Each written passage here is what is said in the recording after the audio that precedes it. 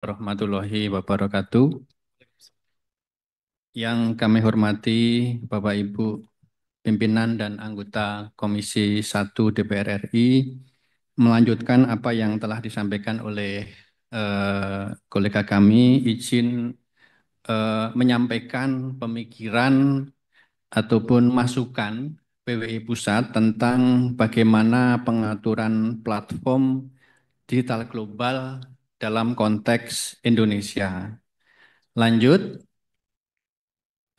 Bapak Ibu, ini tadi yang sudah dibahas bagaimana sunset dalam industri media di Indonesia sebagaimana tercermin dari apa yang terjadi dalam beberapa minggu ini di mana banyak media melakukan restrukturisasi, melakukan PHK. Ini sesuatu yang menyedihkan, tapi inilah fakta yang harus kita hadapi. Pertanyaannya adalah mengapa ini terjadi? Mengapa disrupsi terjadi? Lanjut, salah satu yang cukup menonjol tetapi belum banyak diekspos adalah bahwa terjadi pola hubungan yang unfair antara publisher atau perusahaan media nasional atau lokal dengan platform global. Itu. Ini sebenarnya fakta yang sangat serius. Ini masalah sistemik karena kalau kita bicara Google, Facebook, Amazon, Microsoft itu ibaratnya flag carrier dari negara masing-masing. Jadi ini persoalannya bukan hanya media sustainability, tapi ini juga persoalan kedaulatan ekonomi, bahkan kedaulatan nasional. Terjadi bagi hasil yang tidak adil, pembayaran yang tidak transparan dari setiap konten milik publisher yang dimanfaatkan oleh platform, ada berbagi data yang tidak seketika, dan kemudian adalah dominasi iklan digital oleh platform global. Berbagai data menunjukkan 75% dari belanja iklan Indonesia itu sudah dikuasai oleh platform-platform global. Nah, ini masalah yang serius karena kalau 75% surplus ekonomi di bidang media itu lari ke luar negeri, maka tidak bisa lagi diputar di Indonesia.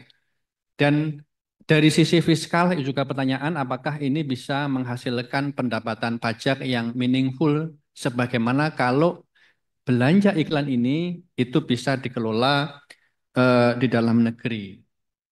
Lanjut, masalah berikutnya adalah yang disebut sebagai digital feudalism atau istilah yang lain adalah wall garden data. Bahwa platform global, Google, Facebook, Amazon maupun platform yang dari negara Cina itu sebenarnya basicnya mereka besar itu karena mereka menguasai data pengguna. Itu. Data pengguna itu siapa? Data kita semua. Ketika mengumpulkan data pengguna itu, mereka bekerjasama dengan entitas lokal, katakanlah publisher di Indonesia. Tapi ketika data itu mereka dapatkan, mereka kuasai sendiri. Mereka tidak share dengan meaningful dengan detikcom dan lain-lain. Itu yang disebut sebagai digital feudalisme digital gitu ya. Jadi mereka mengumpulkan data dengan bekerja sama dengan banyak pihak, tapi data itu ketika sudah terkumpulkan mereka pakai sendiri. Nah, ini masalah yang serius karena industri digital adalah industri yang sangat tergantung pada penguasaan dan kemampuan mengelola data itu. Lanjut. Nah, masalah berikutnya adalah yang disebut sebagai digital impunity gitu ya. Platform digital memberikan dampak yang buruk dalam banyak hal, meskipun pada sisi lain mereka memberikan dampak positif terkait dengan penyebaran ujaran kebencian, hoax, judi online, kecanduan game, kecanduan gawai, dan lain-lain. Tetapi mereka seperti mendapatkan immunity dari kewajiban yang semestinya. Gambar yang sebelah kanan itu, Bapak Ibu, ini gambar karikaturis yang menarik gitu ya. Itu warna kuning, biru, hijau, itu mohon maaf itu bukan warna partai Bapak Ibu sekalian. Itu yang merah itu bukan warna partai, itu merah itu katakanlah itu media massa Indonesia, gitu ya. Sebagai media massa, dia lari halang rintang. Dia harus taat undang-undang pers, taat undang-undang penyiaran, dia harus bayar pajak, harus taat undang-undang ITE dan lain-lain, gitu. Sementara yang hijau, yang celana biru, celana kuning itu platform global. Mereka perusahaan teknologi ya, tapi mereka juga perusahaan media. Parameternya apa? Income mereka terbesar dari iklan gitu. Tetapi sebagai perusahaan media, perusahaan teknologi, mereka seperti lari bebas hambatan. Mereka tidak perlu terikat dengan berbagai undang-undang. Kalau mereka menyebarkan hoax, mereka akan bilang, mohon maaf, kami perusahaan teknologi, kami tidak bertanggung jawab terhadap konten yang kami sebarkan. Nah, pendekatan seperti ini tidak berlaku lagi di Uni Eropa, bahkan di Amerika Serikat. Intinya adalah platform global juga harus bertanggung jawab atas konten ataupun apapun yang mereka sebarkan yang merugikan masyarakat. Gitu. Nah, ini menurut saya dalam konteks ini kami setuju sekali bahwa platform global itu harus diatur for the sake of public interest, for the sake of national interest gitu. Pengaturannya bagaimana nanti kita bahas lebih lanjut gitu. Nah, lanjut. Nah, memang ada kekosongan regulasi di sini itu ya. Tidak kosong sama sekali karena kita sudah punya Undang-Undang PDB, Undang-Undang ITE, kita sudah punya Perpres Publisher Right, tapi kayaknya ini belum sepenuhnya bisa menjangkau problem-problem yang muncul dalam konteks operasionalisasi platform digital itu. Dan yang di depan kita adalah RUU penyiaran. Pertanyaannya adalah sejauh mana RUU penyiaran, Undang-Undang penyiaran realistis dan memadai untuk mengatur dinamika problematika yang muncul dalam konteks platform global ini. Lanjut, Bapak Ibu sekalian, ini model Uni Eropa gitu. Di Uni Eropa paling tidak hari ini sudah ada 9 regulasi yang mengatur pokok-pokok masalah yang muncul dalam konteks platform global gitu. Istilah mereka adalah domestifikasi platform digital. Maksudnya adalah menjinakkan platform global agar bisa diatur secara nasional. Itu. Tetapi domestifikasi ini ternyata tidak cukup dengan satu dua undang-undang. Mereka punya 9 regulasi dan akan tambah 2 regulasi lagi, yaitu regulasi tentang AI dan regulasi tentang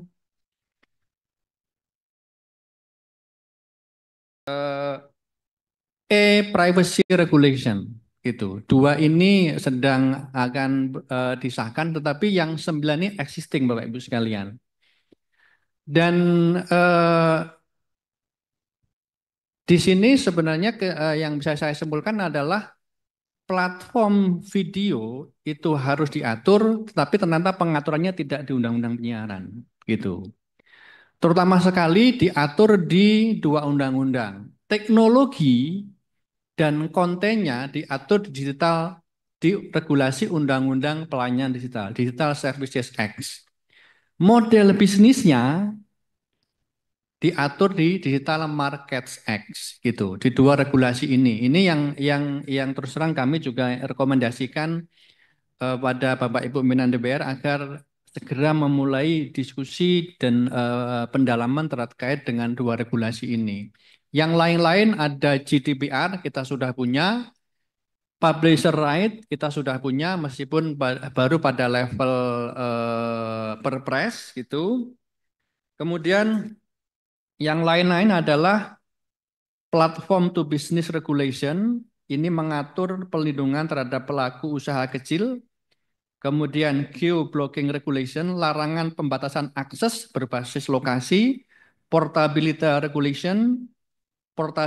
regulation, akses langganan digital lintas negara, cross-border parcel delivery regulation, transparansi biaya pengiriman lintas negara di EU, Network and Information Security Directive, mengatur keamanan siber untuk layanan digital penting, dan e-privacy regulation, privasi dalam komunikasi digital antar orang gitu. Jadi eh, kira-kira seperti ini kalau kita menggunakan model EU, nanti Australia juga modelnya berbeda lagi gitu.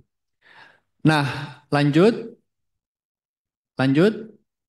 Nah, kira-kira sebagai simulasi seperti ini Bapak Ibu, kalau kita mengatur YouTube misalnya dalam konteks undang-undang penyiaran, komplikasinya adalah operasi YouTube itu terintegrasi dengan operasi unit-unit platform yang lain yang dimiliki oleh Google Alphabet gitu ya.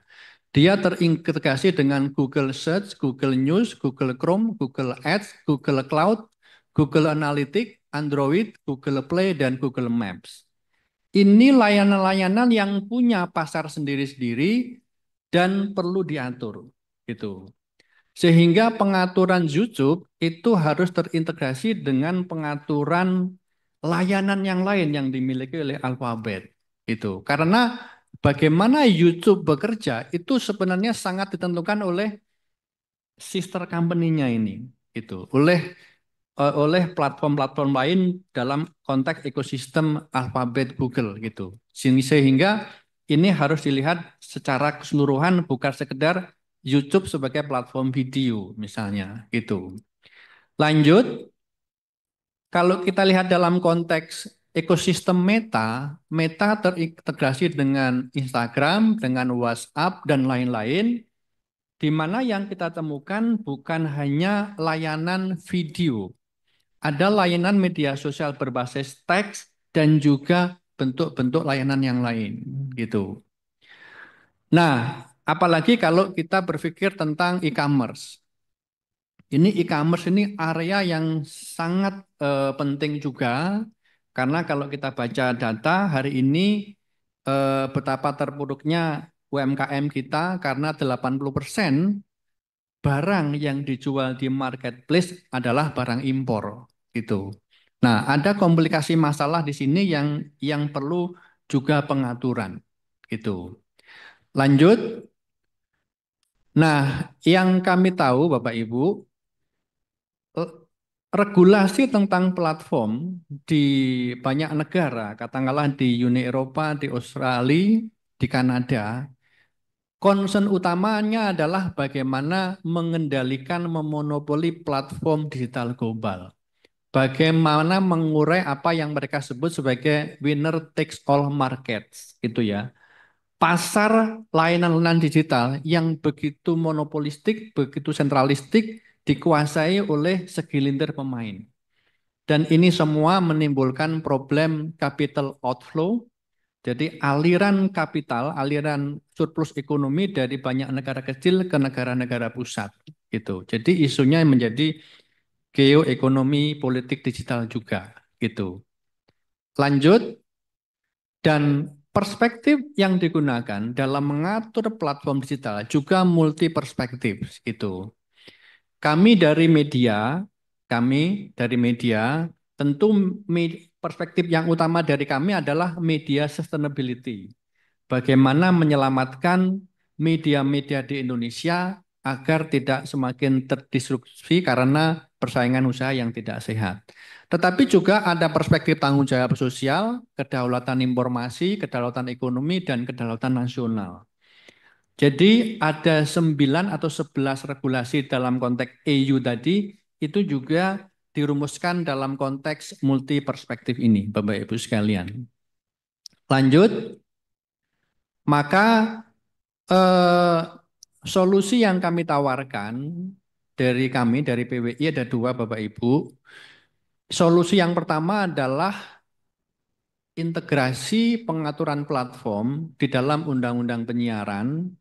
Ini kayaknya kami paham ini agak sulit untuk dihindari dan momentumnya memang ada dan dalam jangka pendek memang itu yang bisa kita lakukan.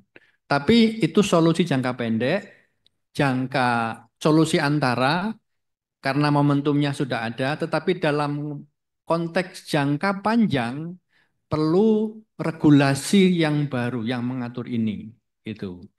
Jadi dalam jangka pendek itu bisa diatur dalam undang-undang penyiaran, meskipun kami yakin tidak akan bisa komprehensif, tetapi sambil melanjutkan revisi undang-undang penyiaran perlu dipikirkan segera bagaimana kita bisa mengadopsi prinsip-prinsip Digital Services Act dan Digital Market Act sebagai pengaturan yang lebih komprehensif. Tentu kalau solusi pertama kelebihannya adalah prosesnya sudah berlangsung revisi undang-undangnya sehingga lebih cepat. Kalau solusi jangka panjang membuat undang-undang baru tentu butuh waktu yang lebih lama, tetapi yang kami usulkan adalah bagaimana mengintegrasikan pengaturan tentang platform video audiovisual di dalam undang-undang penyiaran itu berjalan paralel dengan langkah yang berikutnya yang lebih besar, yaitu bagaimana kita bersama-sama mengadvokasi Digital Services Act dan Digital Markets Act dalam konteks Indonesia. Demikian Bapak Ibu tambahan yang kami sampaikan, mudah-mudahan bermakna dan bermanfaat untuk kita semua. Terima kasih. Assalamualaikum warahmatullahi wabarakatuh.